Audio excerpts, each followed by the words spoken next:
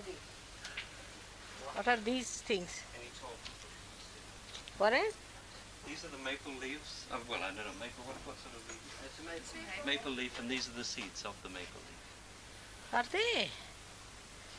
Oh.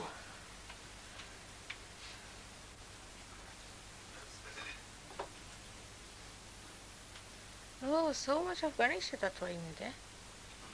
Yeah.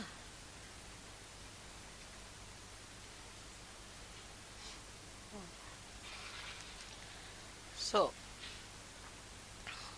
it's rather warm. All right, as you please. Where do I keep this? Flower. Could you turn it off? What flowers, eh? Yes. It's beautiful. Now,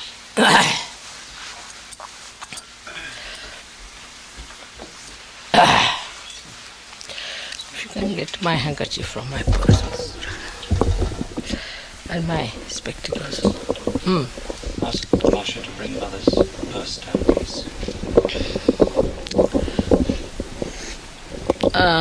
Today I was thinking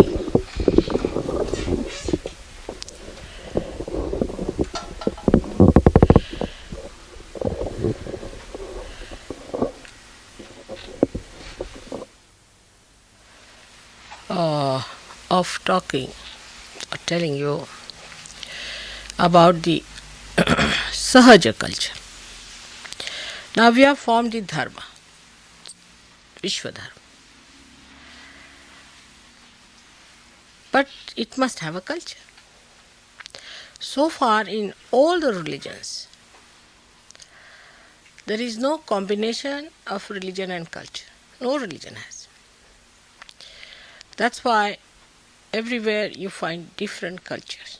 Say in India, people who follow Hindu religion have different cultures in different places. They are living in Lucknow or say in UP, they have a Muslim culture, more Islamic style. They'll eat in one plate, do all kinds of things which normally a South Indian won't do. And the South Indians have a different culture from Maharashtrians. So even in a religion like Hindu religion, where culture is important, very important, we find varieties. So the cultures get influenced by the neighboring cultures or surrounding cultures, and that's how people get lost. When you establish a religion like this, Vishwadharma, it's not like any other religion. It's the real religion within us. And this reality comes to us because now we are one with the Spirit. So when we talk of Sahaj culture, it is the culture of the Spirit. Now what is a culture? First of all, let us see what is a culture is. So the culture is the pattern of behavior we have with others. It's a common pattern of behavior we are supposed to have with others. Like in English language, for example, we'll say thank you. Even if somebody murders, you may say thank you before that. Or the person who murders you can say sorry. On the phone, one may say, just if they say something you can't hear, sorry. Every time sorry. As if sorry is a word so easily to be used. I mean, if you are sorry, why are you sorry for that? Sorry? On the phone, they used to first say, I beg your pardon. It was sensible.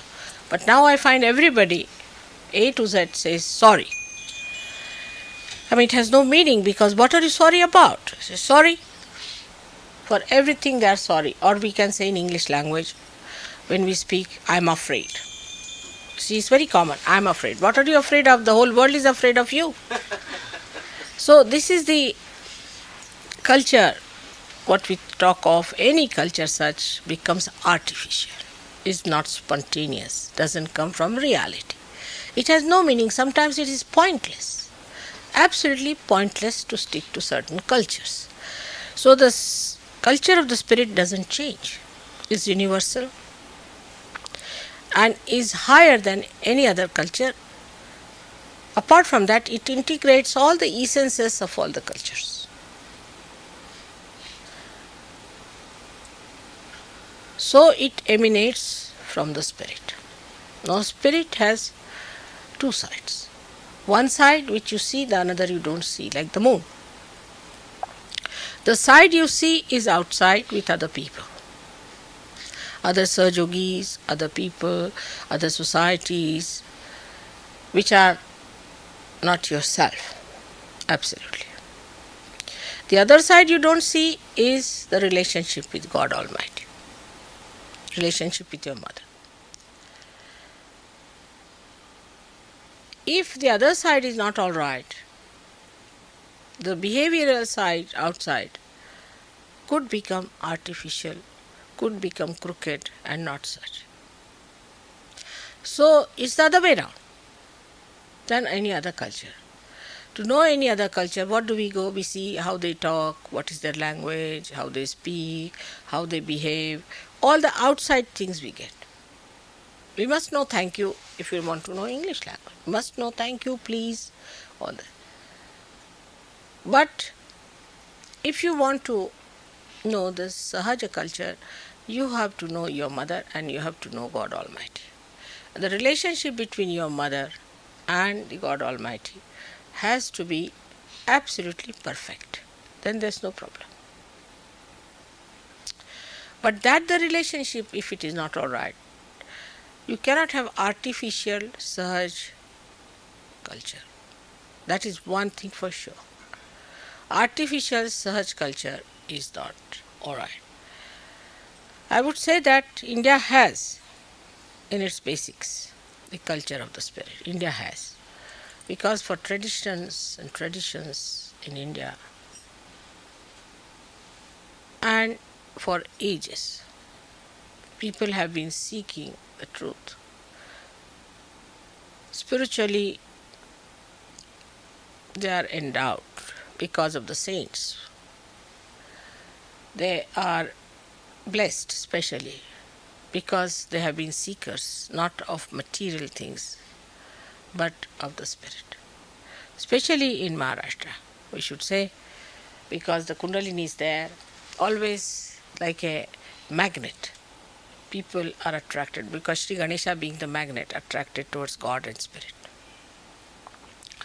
So they form a pattern, but there is lot of artificiality in that also has grown. We must admit that there is lot of artificiality, falsehood, nonsense that has grown into it because the religion fell into the hands of spiritual religion fell into the hands of gross, horrible so-called Brahmins who were not realized souls. So the whole culture has become so nonsensical sometimes that you don't know where to look. But to have the culture, first of all, culture is developed through meditation, by facing yourself. First of all, you should face yourself, how you feel about your mother and about God Almighty.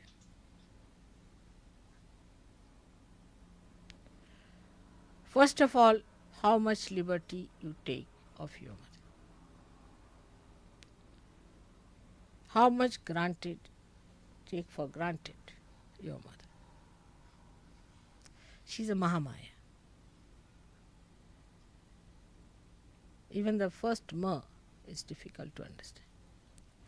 So when you start taking liberties all the time, putting your pressure on her all the time,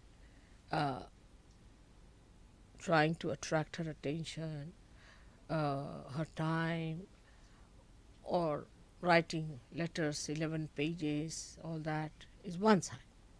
Another side is complete indifference to your mother. So it is to be known through your heart. You don't have to talk to me, I know whose heart is pulsating. Perhaps I'm the only person who knows really what you are. You may not be knowing yourself also. I may not say, but I know you in all details, out of which I may say a little bit because I'm too gentle to say things.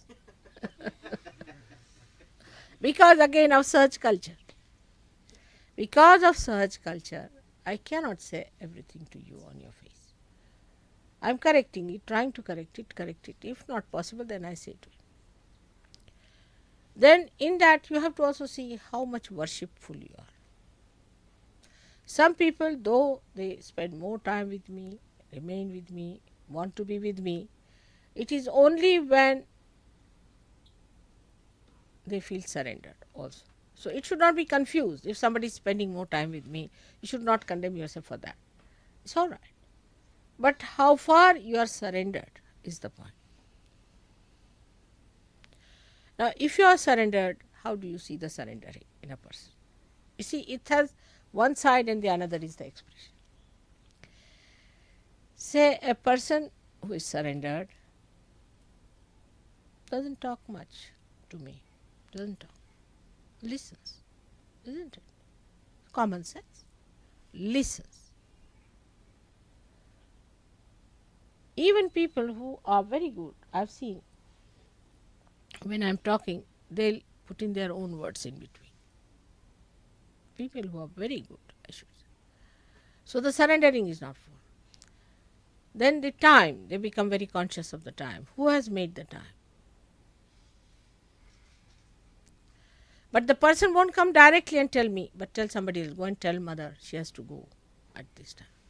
I know everything who tells whom, who goes to whom, who is telling someone, who is time bound. And then I flout it. I know what time to reach, what is the auspicious time, how it will work out. Surrendering has to be to that point that you shouldn't worry. I would say Dhumal is one of them who is a very great surrendered fellow. When I went there, I was very tired and he said, Mother, if you want to rest, you can rest. I said, yes, I want to rest. So he just left me alone. I was really very tired because I had a very long journey and then this and that, and then I went down all the way there. I thought I'd lie down, sleep off.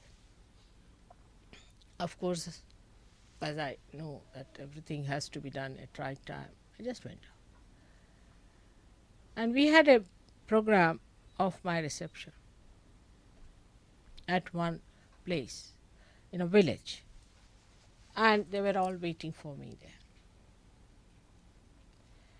And I was sleeping, he wouldn't wake me up. Wouldn't wake me up. He said everything will be all right. Tell them when mother will come. So there was sun on. They were all sitting under the tree. Sun was scorchingly hot. They were nicely having a nice nap under the tree and all that. All the villagers arrived, everybody arrived, everything worked out. And when I got up, it was about 5:30. Then he told me that, Mother, I didn't tell you the program. He never tells me. If I get something written, well and good. But you were sleeping, I didn't want to disturb you. What's the program? It was at 3 o'clock. I said, 3 o'clock? Why didn't you tell me? Why didn't you wake me? He said, you were awake. I knew you were awake, Mother. It's all right. So we started off at 6 o'clock. Sun had gone down. By that time, they arranged beautiful lights and fireworks and everything. And all the rushing about was finished. They were very well settled. And the people from distant villages had also arrived. And they had organized themselves well. And they had a proper time. And they were very happy that I came late because sun was not there, so scorchingly hot. By the time we reached about 7 o'clock, it was night and they illumined the lights and the Diwali like this was put up everywhere. And they got everything, they had sufficient time to do it. Then Duma said, I knew, Mother, you are awake and you were managing. If one can understand that, then you will not try to organize me. You have to just tell me we have to leave at this